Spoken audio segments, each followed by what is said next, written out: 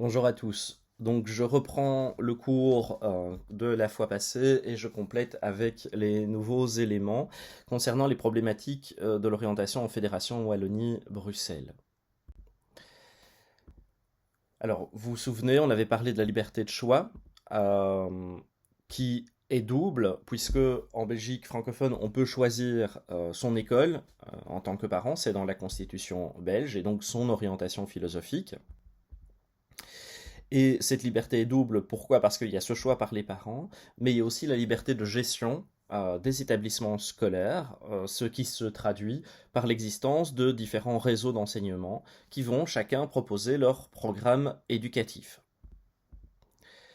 Et donc, le fait que les réseaux peuvent décider de leur programme va engendrer une forme de rivalité entre les écoles et donc entre les réseaux, surtout que les institutions scolaires sont financées en fonction du nombre d'élèves qui y sont inscrits. Et donc, on a à la fois une compétition, mais aussi une interdépendance entre les établissements et donc les réseaux. Ce qui se passe, on en avait discuté, c'est que apparaissent du coup des polarisations au niveau des écoles plutôt élitistes, sélectives, et d'autres qui reçoivent des populations plutôt défavorisées socio-économiquement. Et on voit donc de grandes disparités socio-économiques dans les établissements scolaires. Et on voit que les établissements les plus favorisés vont rediriger leurs élèves les moins favorisés vers d'autres écoles, et les établissements les moins favorisés vont perdre leurs élèves les plus favorisés.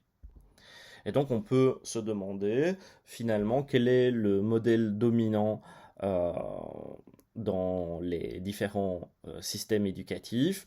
Alors je vous avais dit eh bien, que la Belgique avait un cas plutôt particulier, puisqu'il y a cette liberté qui est présente dans la constitution belge. Ensuite, nous avions discuté aussi des choix d'école par les élèves. Je vous avais présenté une recherche sur la prise de données d'enseignement dans l'enseignement primaire et une prise de données dans l'enseignement secondaire auprès d'à peu près 1000 élèves. Et je vous avais montré les choix d'école qui étaient posés par les élèves. On avait vu qu'on avait plutôt des choix externes à l'élève, donc les amis, la réputation de l'école, et puis les facilités d'accès, les facilités géographiques pour les élèves du primaire. Et on retrouvait à peu près la même chose pour les élèves du secondaire, hormis que ceux-ci mettaient plutôt en avant l'intérêt des options. Et on voyait sur ce schéma que finalement, il y avait toujours une grande part de variables externes qui expliquaient les choix d'école. J'avais aussi discuté avec vous du fait qu'on voyait qu'il y a une forme d'intériorisation des choix petit à petit dans le cursus des élèves. Plus on progresse dans la scolarité, plus on va justifier son choix d'école en fonction des options, des contenus que l'école propose. Mais on voit que à la fin du primaire et au début du secondaire, les intérêts liés au cours sont plutôt moindres par rapport aux intérêts externes ou la facilité d'accès. Ce qui est relativement particulier, c'est que quand on demande aux élèves s'ils se sentent suffisamment informés, ben, on a quand même plutôt une majorité qui vont répondre que oui, avec une minorité de non donc, mais ce qu'on a vu dans les recherches, c'est que les élèves vont formuler souvent des stéréotypes, des erreurs, des croyances sur le monde professionnel ou sur le monde des études. Ce qui fait qu'on a une double problématique, c'est que les élèves disent connaître les possibilités qui s'offrent à eux, mais ils ne les connaissent pas et pire, entre guillemets, c'est que leurs connaissances sont teintées d'erreurs le plus souvent. Quand on demande aux élèves comment ils choisissent leur école, eh bien, on voit que c'est surtout la famille, les amis, et très peu l'école qui intervient, aussi bien au primaire que en ce qui concerne le secondaire. Alors, un autre problème qui apparaît dans notre enseignement, c'est la dévalorisation. Cette dévalorisation est toujours en défaveur, donc du coup, des filières qualifiantes qui sont sujettes à des discours plutôt négatifs de tout le monde, que ce soit les élèves, les parents d'élèves, mais aussi les enseignants qui vont orienter les élèves qui ont des difficultés scolaires vers les filières qualifiantes et donc euh, il ne se base pas nécessairement sur un projet personnel et professionnel des élèves. Pourtant, l'enseignement qualifiant scolarise à peu près autant d'élèves, voire légèrement plus que l'enseignement de transition, mais diverses études, dont ici une plus ancienne, montraient que finalement peu d'élèves choisissent vraiment les études qualifiantes. Et on voit donc dans plusieurs études un caractère négatif de l'orientation scolaire des élèves dans les filières formes et options qualifiantes, ce qui fait que la filière qualifiante est un deuxième choix qui va être justifié par les échecs scolaires.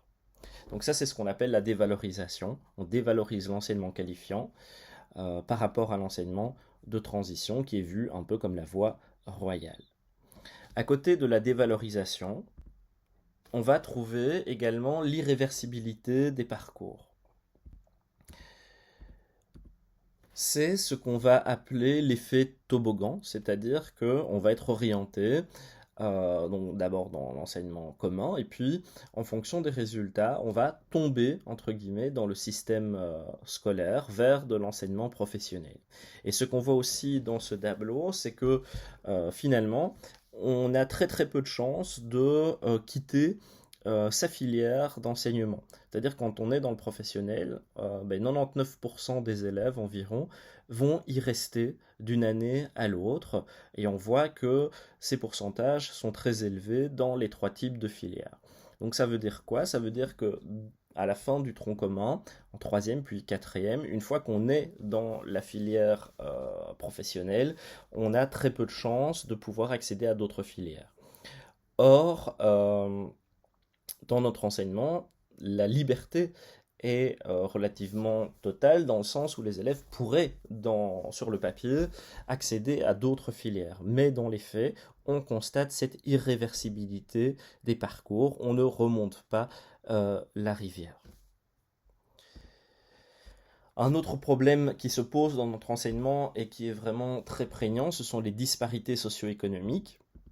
Vous avez ici ce graphique où on voit l'orientation des élèves à 15 ans par décile socio-économique, ce qui veut dire que plus on est dans un décile haut, donc les 9, 10, plus on est socio-économiquement favorisé, et donc l'inverse, on est moins favorisé si on est dans les déciles 1, 2, 3.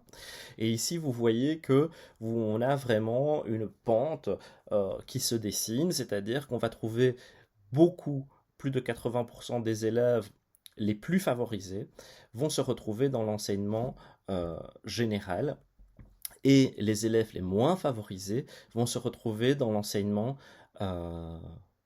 professionnel ou qualifiant.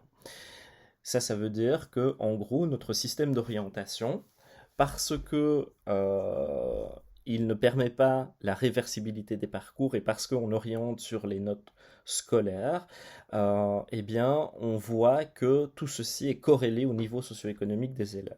Ce qui veut dire qu'un élève qui viendrait d'un milieu moins favorisé va avoir moins de chances qu'un autre élève d'accéder à de l'enseignement de transition.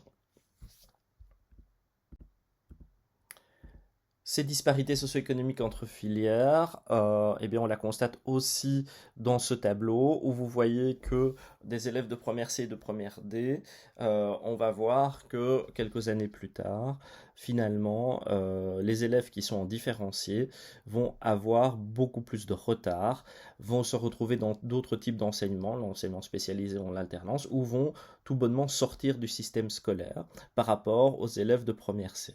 Donc ça veut dire que même dans l'enseignement du tronc commun, eh bien, on voit déjà apparaître une fracture socio-économique forte puisqu'on regroupe les élèves dans le différencié et on sait que ce regroupement est aussi corrélé au niveau socio-économique des élèves.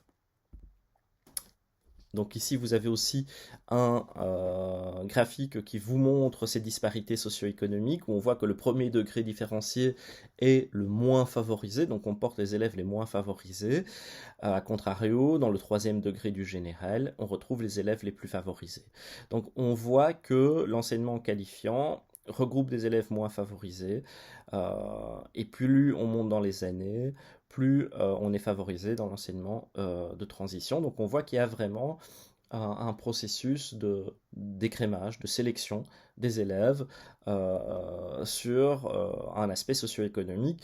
Alors évidemment, c'est pas dit, c'est pas voulu nécessairement dans les faits. Donc je ne pense pas que les établissements cherchent et les enseignants cherchent vraiment à faire des différences socio-économiques, mais en tout cas dans les faits c'est ce qu'on voit. Et donc ça c'est une particularité forte de notre système éducatif belge francophone, puisque on est entre guillemets un des plus mauvais élèves lorsque l'on regarde les chiffres PISA. On voit ici aussi l'indice socio-économique moyen des quartiers où résident les élèves en fonction des niveaux et des formes de l'enseignement fondamental et secondaire. Donc on voit que le primaire se trouve à 0. On voit que le secondaire ordinaire de plein exercice est légèrement un indice socio-économique légèrement positif. Et on voit que l'enseignement spécialisé ou en alternance, eh bien, on retrouve des élèves de quartiers socio-économiquement moins favorisés, comme le primaire spécialisé et le maternel spécialisé. Donc on voit que, outre le qualifiant, l'enseignement spécialisé et l'enseignement en alternance regroupent aussi des élèves avec des indices socio-économiques moins favorisés. Et donc on a deux grands problèmes dans notre enseignement. La ségrégation académique, puisqu'on regroupe des élèves par rapport à leur performance scolaire, mais cette ségrégation académique est liée à la ségrégation sociale, puisqu'on retrouve des groupements d'élèves basés sur le niveau socio-économique.